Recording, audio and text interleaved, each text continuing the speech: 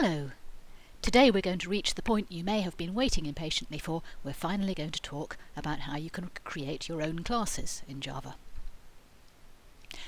So we've seen already how to use a class, we've seen how you can create a new object of the class using new, and we've seen how you can have your client code send to the object messages that are drawn from its interface in order to invoke its behaviour.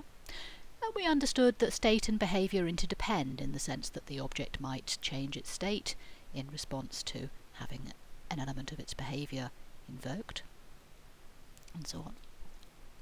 But we didn't expect to have access to the state directly, and we also did not know or need to care exactly how the behaviour was implemented. So this time what we're going to see is how that sausage is made. We're going to see how you actually define your own class, including its state and behaviour, and how you, in the process of specifying your class, explain how new objects of the class should be created. So let's have a bit of a picture of what's going on. So here is our class foo, and it's got some instance variables. It's going to have a constructor, that's the thing that's going to explain how to construct an object, and it's going to have some instance methods. So those are the functions that implement the behaviour that the object will carry out in response to messages that it may receive. And then we have some kind of client of the class. So in this case we may have a class foo-tester, which is going to act as the client of foo. It's going to use objects of class foo. So here's a typical example that we may have some kind of main function in foo-tester which is going to create a new object called f of class foo in the way we've seen, and then it's going to send some message, for example, do something to that object f, and grab the result and put it in baz, and so on. We've got a bunch of diagrams like this, by the way, and they make me twitch slightly because they are nearly but not quite in design modelling language notation that you'll meet later called UML, the Unified Modelling Language. So they're kind of influenced by it, but they're not exactly UML.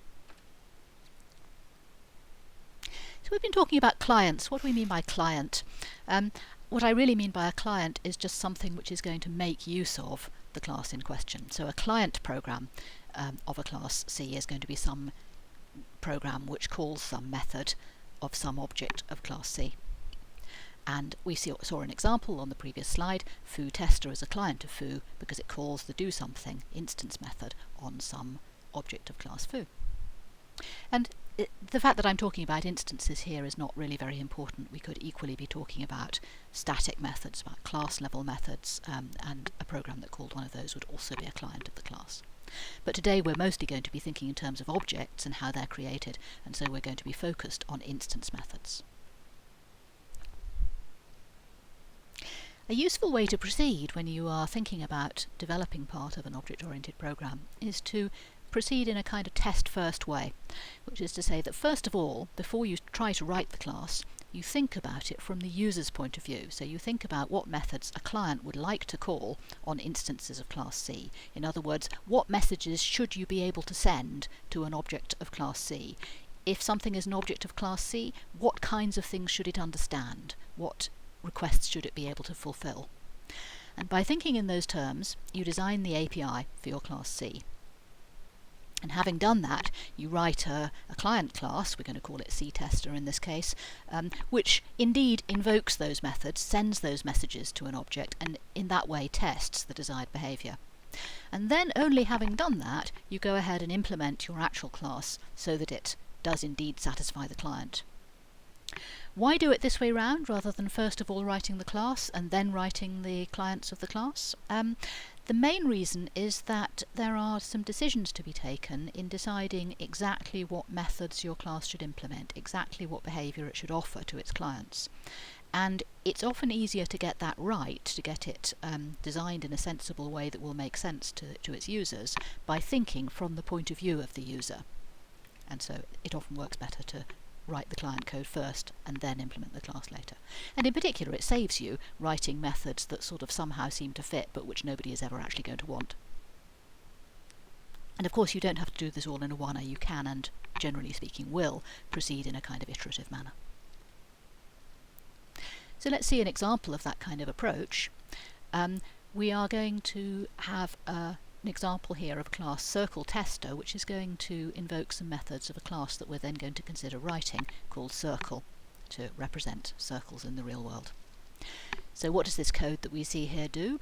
Well, first of all, it creates a new circle object called C1, and then it sends that C1 the getArea method and assigns the result to a double variable area1. And then it prints out the result using some formatting strings such as we saw last time.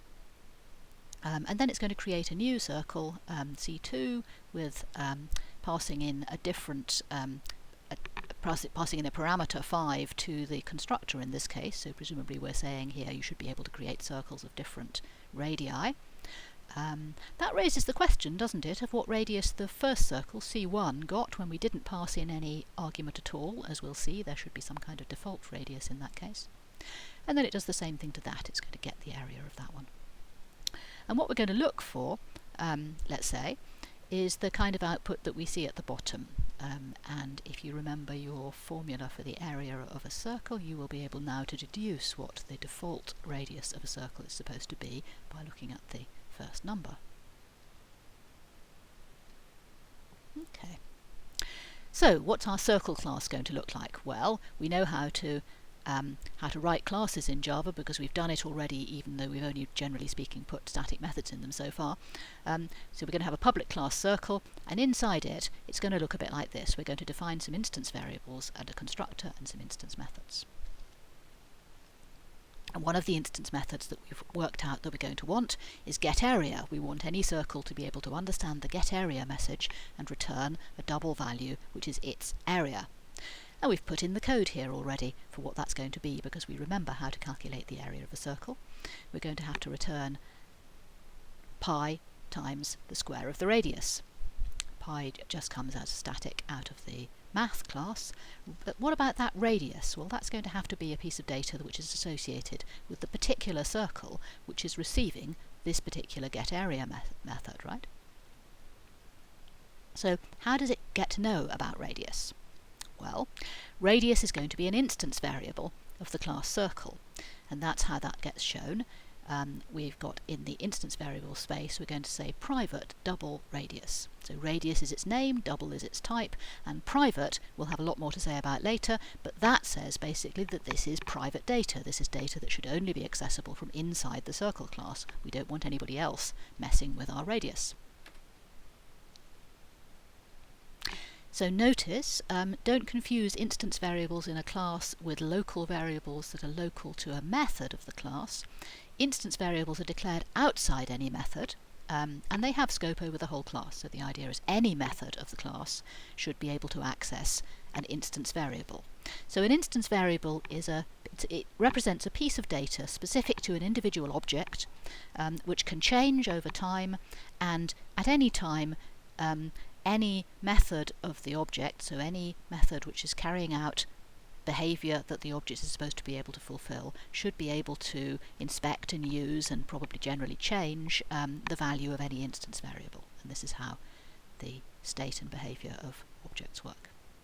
But we'll see lots more examples. Yeah, so instance method of a class can use any instance variable of the class.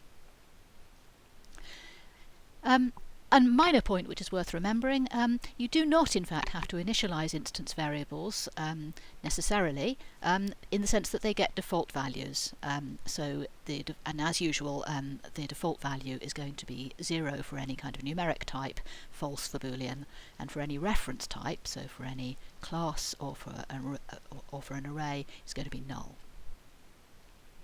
Okay. How are we going to arrange to set the radius of the circle object? Well, that's going to be the job of the constructor. So now we see the constructor in the blue section here. And what is there to say about it? A constructor, it looks a bit like a method. It's not exactly a method. It has the same name as the class. So we've got circle here. And it's used to initialize an object that has been created via a new statement. So when the client code goes something like new circle 5.0, what happens is that the constructor, which has to be prepared to accept an argument 5.0, is going to be invoked. And so here we see a constructor which takes a double new radius, and what does it do with that input parameter, the new radius? Well, it makes it be the new value of the instance variable radius. So we see that assignment statement there, radius equals new radius. So that is how a circle gets its radius. It gets passed in as an argument to the constructor. Notice that a constructor does not have a return type. It doesn't go public void circle or public double circle or anything like that. It's just public circle there.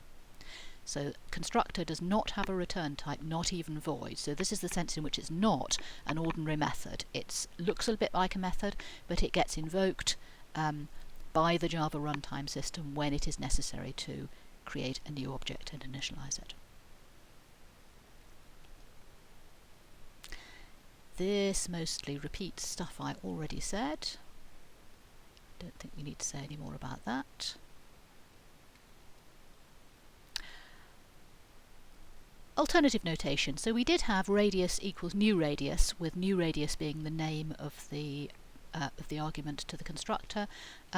You can always refer to an instance variable using the this dot notation. So this dot whatever is the instance variable whatever of this current object.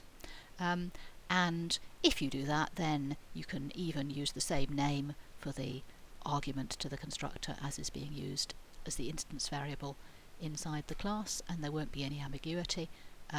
That black radius on the right is the parameter to the constructor, and the blue one on the left, because of the this dot, we know that's the instance variable of the class. Whether you really want to use the same name is questionable, but you can. Okay, so now we have our complete circle class with a constructor and a getArea method, and we can connect that to the CircleTester, which was the inspiration for writing it, and we'll find that things will work just fine. Everything will compile together and it will do what you want. So here's an interim summary.